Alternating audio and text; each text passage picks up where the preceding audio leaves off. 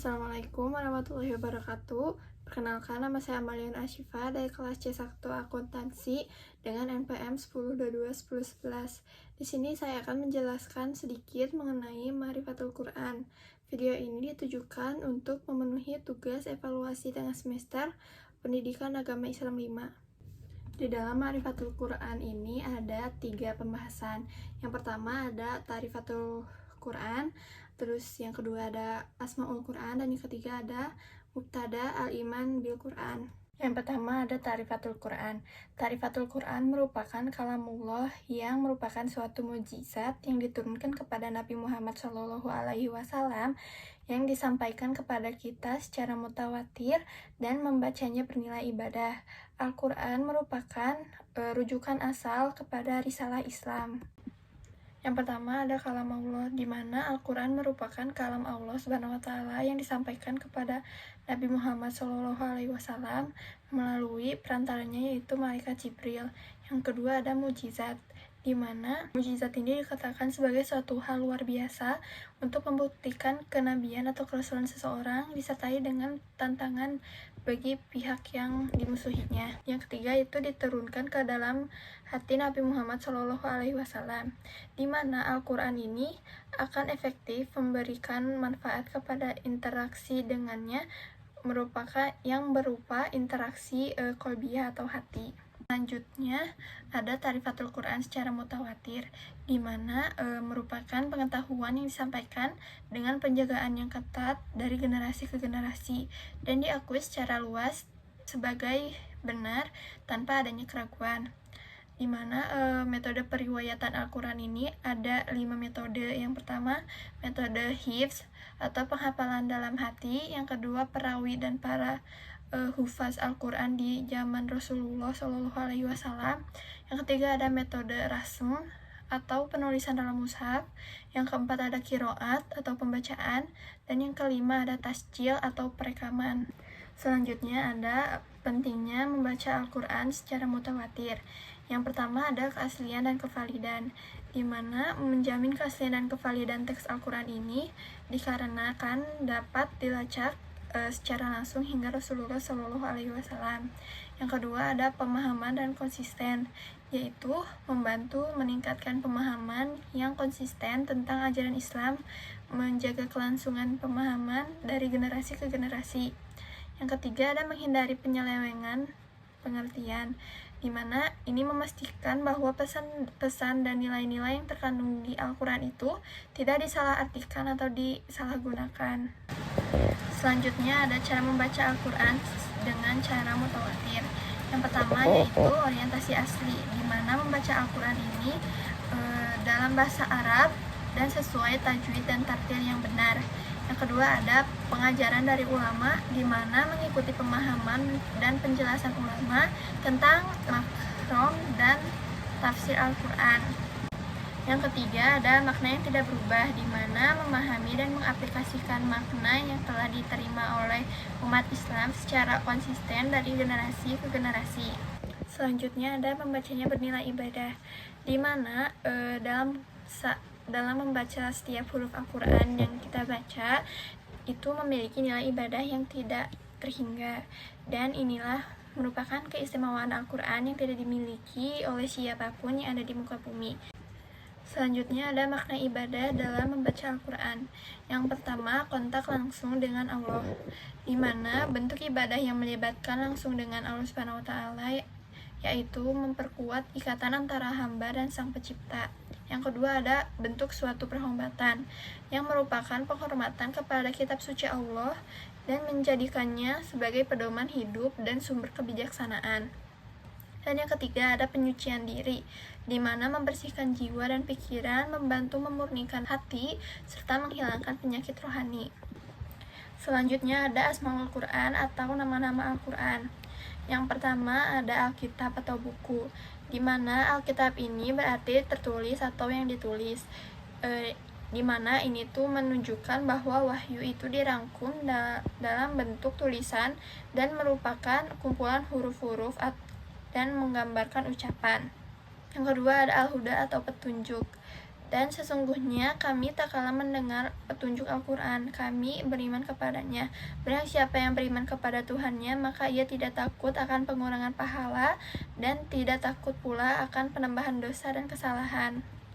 Yang ketiga ada Ar-Rahman atau rahmat. Di sini Allah berfirman dalam Quran Surat Ali Imran ayat 138 yang artinya Al-Quran ini adalah penerangan bagi seluruh manusia dan petunjuk serta pelajaran bagi orang-orang yang bertakwa. Selanjutnya ada An-Nur atau cahaya, merupakan panduan yang Allah gariskan dalam Al-Quran menjadi cahaya dalam kehidupan dengan mengeluarkan manusia dari togut kepada cahaya kebenaran, daripada kesesatan dan kejahilan kepada kebenaran ilmu. Selanjutnya ada Ar-Ruh atau roh. Sifat roh adalah menghidupkan sesuatu, seperti jasad manusia apabila tanpa roh akan mati, busuk, dan tidak berguna. Al-Quran mampu menghidupkan hati-hati yang mati sehingga dekat dengan penciptanya. Selanjutnya ada Asyifa atau obat. Allah SWT telah mensifatkan bahwa Al-Quran yang diturunkan kepada umat manusia melalui perantara Nabi Muhammad SAW sebagai penawar dan penyembuh. Selanjutnya ada Al-Haq atau kebenaran. Kebenaran ini adalah datang daripada Allah yang menciptakan manusia dan mengatur sistem hidup manusia, dan Dia juga Maha mengetahui segala-galanya. Selanjutnya ada Al-Bayan atau penerang, menjelaskan antara yang hak dan yang batil, yang benar dan yang paling, jalan yang lurus dan jalan yang sehat. Selain itu, Al-Quran juga menerangkan kisah-kisah umat terdahulu yang pernah mengingkari perintah Allah lalu ditimpakan kepadanya dengan berbagai azab yang tidak terduga. Selanjutnya ada Al-Mau'idah atau pelajaran. Al-Quran yang diumumkan oleh Allah SWT adalah untuk digunakan dan keperluan manusia, karena manusia senantiasa memerlukan peringatan dan pelajaran yang akan membawa mereka kembali tujuannya, yaitu penciptanya yang sebenarnya. Selanjutnya ada Al-Busyiro atau berita gembira. Al-Quran sering menceritakan kabar gembira bagi mereka yang beriman kepada Allah dan menjalani hidup mereka sesuai kehendak dan jalan yang telah diatur oleh Al-Quran. Selanjutnya ada Az-Zikir atau pengingat atau pemberi peringatan. Manusia itu mudah lupa dalam berbagai hal, baik itu dalam hubungan dengan Allah SWT, hubungan sesama manusia, maupun lupa terhadap tuntutan yang sepatutnya diimankan oleh manusia. Oleh itu, golongan yang beriman dituntut agar senantiasa mendampingi Al-Quran. Selanjutnya ada fungsi Al-Quran. Yang pertama ada kitab, berita, dan kabar, di mana berita-berita tentang masa lalu dapat digunakan sebagai ibrah, sedangkan berita tentang masa depan merupakan peringatan dan mendorong untuk kita lebih giat lagi dalam berupaya untuk mendekatkan diri kepada Allah SWT. Kedua ada kitab hukum dan aturan, di mana Al-Quran ini juga berisi hukum-hukum syariat yang harus dijalankan untuk mewujudkan kemaslahatan hidup manusia di muka bumi dan juga di akhirat nanti. Selanjutnya ada kitab berita dan kabar. Berita-berita tentang masa lalu dapat digunakan sebagai ibrah, sedangkan berita tentang masa depan merupakan peringatan dan mendorong untuk lebih giat dalam upaya mendekatkan diri kepada Allah SWT. Kitab hukum dan aturan berisi hukum-hukum syariat yang harus dijalankan untuk mewujudkan kemaslahatan hidup manusia di dunia dan juga di akhirat. Selanjutnya ada kitab jihad, di mana Al-Quran menyeru umat muslim agar berjihad, seperti menghindari dari melampaui batas jihad, kemuliaan bagi mujahidin, aman terhadap mereka yang tertinggal dari medan jihad, lari dari jihad dan aturannya, sholat dan peperangan dalam bulan haram, bai'ah, tawanan, dan sebagainya. Selanjutnya ada kitab tarbiyah, di mana Al-Quran mendidik jiwa-jiwa manusia menjadi jiwa-jiwa yang mempunyai kemuliaan diri, mandiri, bebas dari penghambaan sesama makhluk, masyarakat, beradab, dan tahu nilai-nilai murni sebagai manusia yang berperan sebagai khairu ummah.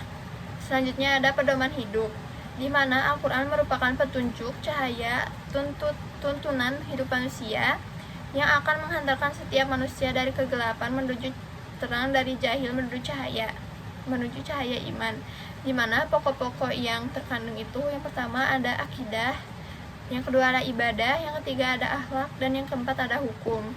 Selanjutnya ada ilmu pengetahuan, di mana Al-Quran ini merupakan ijaz ilmi karena ia menempatkan manusia di tengah etos ilmu dan membuka pintu-pintunya untuk mengkaji ilmu pengetahuan. Dan juga Al-Quran ini merupakan kitab yang berisikan petunjuk bagi manusia dengan banyak bukti yang diungkapkan. Selanjutnya ada Muqtada al-Iman bil Quran. Pertama ada belajar, mengajarkan, serta membacanya, di mana Al-Quran ini sebagai bacaan yang sempurna bagi umat Islam yang memiliki kaidah tertentu dalam membacanya, mulai dari penyebutan huruf-hurufnya, panjang pendek, dan tebal tipisnya, serta ketentuan makhorijul hurufnya perlu dipelajari dan diajarkan cara tekun dan sungguh-sungguh. Selanjutnya ada memahami dan mentadaburi. Tadabur dalam arti merenungkan makna-makna dan merealisasikan pemikiran prinsip-prinsip dan berbagai konsekuensi yang muncul, sehingga dapat mengamalkan Al-Quran dengan ittiba atau mengikuti sunnah Rasulullah SAW, sebagaimana Allah menyebutkan dalam Quran Surat Shad ayat 29 yang artinya, kitab Al-Quran yang kami turunkan kepadamu penuh berkah agar mereka menghayati ayat-ayatnya dan agar orang-orang yang berakal sehat dapat mempelajarinya. Ketiga ada melaksanakan. Ajaran yang terkandung dalam Al-Quran membimbing manusia ke jalan yang benar dan tidak tersesat, sehingga manusia memiliki kepercayaan dan akidah yang benar dan lurus. Peraturan dan hukum yang baik serta akhlak mulia terpuji dalam mencapai kebahagiaan di dunia maupun di akhirat. Selanjutnya ada menghafal dan memeliharanya. Tentang keutamaan menghafal Al-Quran disebutkan dalam hadis dari Abdullah bin Amr, Rasulullah SAW bersabda, dikatakan kepada orang yang membaca atau menghafalkan Al-Quran, nanti bacalah dan naiklah serta tartilah sebagaimana engkau di dunia mentartilkannya, karena kedudukanmu adalah pada akhir ayat yang engkau baca atau hafal. Yang kelima, mentarbiyah diri dengan Al-Quran. Tarbiyah mempunyai bermacam-macam arti dan makna yang intinya sama, mengacu pada proses pengembangan potensi yang dianugerahkan kepada manusia. Seperti yang Allah Subhanahu wa taala firmankan dalam Quran surat Ali Imran ayat 79 yang artinya, hendaklah kamu menjadi orang-orang robbani karena kamu selalu mengajarkan Alkitab dan sebabkan kamu tetap mempelajarinya. Keenam ada menerima dan tunduk dengan hukumnya. Tidaklah pantas bagi orang yang menyatakan dirinya beriman kepada Al-Quran jika tidak tunduk dan menerima hukum-hukumnya. Allah Subhanahu wa taala berfirman dalam Quran surat Al-Ahzab ayat 36 yang artinya, dan tidaklah patut bagi laki-laki yang mukmin dan tidak pula bagi perempuan yang mukmin apabila Allah dan Rasul-Nya telah menetapkan suatu ketetapan akan ada bagi mereka pilihan yang lain tentang urusan mereka, dan barang siapa yang mendurhakai Allah dan Rasul-Nya maka sungguhnya dia telah sesat. Selanjutnya menyeru orang kepadanya atau adawatu ilaihi, yaitu dengan mengajak orang lain untuk mengikuti segala petunjuk Al-Quran dengan cinta, kepedulian, dan rasa tanggung jawab sesama muslim. Yang kedelapan ada menegakkannya di muka bumi.